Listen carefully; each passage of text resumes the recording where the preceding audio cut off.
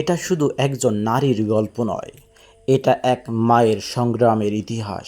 যে মানুষটির হাত ধরে সংসার শুরু করেছিলেন 10 বছর আগে, সেই মানুষটি তাকে একা ফেলে চলে যায়। 2 বছর পর জানা গেল সেই মানুষটি মারা গেছে। চোখে জল, বুক ভরা কষ্ট, তবুও মায়ের পদক্ষেপ থেমে যায়নি। 2 মেয়ে, এক ছেলেকে বুকে আগলে নিজে না খেয়েও খেয়েছেন তার সন্তানদেরকে। কিন্তু আজ সেই ছেলেরও ঘর হয়েছে, সংসার হয়েছে, সন্তান হয়েছে, কিন্তু অসহায় বাস্তবতা বড়ই কঠিন। অসহায় মাকে দেখে রাখার জন্য তার পর্যাপ্ত সময় এবং সামর্থ্যই কোনোটি হয় না। কোনো মাসে 1000, কোনো মাসে 2000 এবং কোনো মাসে না দিয়েও রাখে মাখে। কিভাবে চলতে পারে 1000 টাকায় সংসার? এই প্রশ্নটি ছিল আমাদের উপস্থিত সকল দায়িত্বশীলদের। টাকার অভাবে চিকিৎসা করতে না পেরে দীর্ঘদিন বিছানার সাথে লড়াই করে বেঁচে থাকা সত্যি এক কঠিন বাস্তবতা। আমাদের টিমের পক্ষ থেকে আমরা তার জন্য আমাদের এই ছোট্ট ফুড প্যাকেজটি নিয়ে যাচ্ছি। আমাদের দায়িত্বশীলগণ কাঁধার ভিতরে মাথায় করে নিয়ে যাচ্ছে। মহান রব্বুল আলামিন আমাদের এই দায়িত্বশীলদের কবুল করুন। মাথায় করে নিয়ে যাচ্ছেন আমাদের টিম মেম্বার হাফেজ মোহাম্মদ আলামিন ভাই। আমরা বৃদ্ধ বিধবা মায়ের বাসায় প্রবেশ করলাম।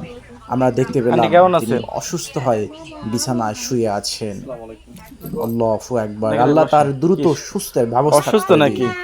তিনি আমাদের দেখে উঠলেন এবং বসলেন এবং আমাদেরকে চেয়ারে বসার আহ্বান জানালেন। আমরা তাকে অনেকবার উঠতে নিষেধ করলো, তিনি উঠছেন। গায়ে হাত দিয়ে দেখলাম তার গায়ে এখনো প্রচণ্ড জ্বর আছেন। আমরা ফুড প্যাকেজগুলো নামিয়ে একে একে সব চেক করে দেখলাম সব কিছু ঠিকঠাক আছে কিনা। আমাদেরকে আপ্যায়নের জন্য চা অফার করলে আমরা সেটা অস্বীকৃতি জানাই। আমাদের জন্য দোয়া করবেন। এভাবে মানুষের চাইলে তো আপনাদেরকে ওখানে দাওয়াত দিয়ে নিয়ে দিতে পারতাম, কিন্তু আমরা আইসা দায়িত্বশীল আইসা আপনাদের কাছে পৌঁছে দিয়ে গেছে। আমি কাজ করছি, আমি টাকা পয়সা দিচ্ছি, কাপড় চোপড় দিচ্ছি, আমি আর আমার আইলে খাওয়ান লাগে। হ্যাঁ, স্বামী তো আইলে আর একটু ভালো মতো খাওয়ান লাগে না? তা তো অবশ্যই ভালো মতো খাওয়ান লাগে।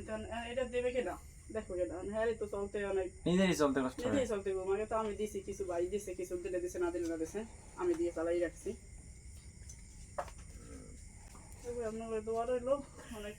আমরা তাকে ঔষধ ক্রয় করার জন্য কিছু অর্থ দিয়ে সহযোগিতা করি। আমরা জানি চিকিৎসার জন্য এই অর্থটুকু খুব সামান্য, কিন্তু আমরা চেষ্টা করে যাচ্ছি। মহান রব্বুল আলামিন কবুল করুন।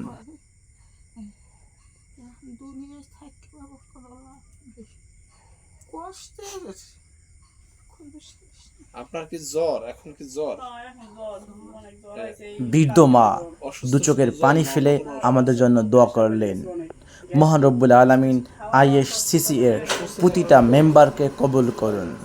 যারা ISCC-কে অর্থ দিয়ে সহযোগিতা করে যাচ্ছেন, ওই সকল মানুষকে আল্লাহ কবুল করুন।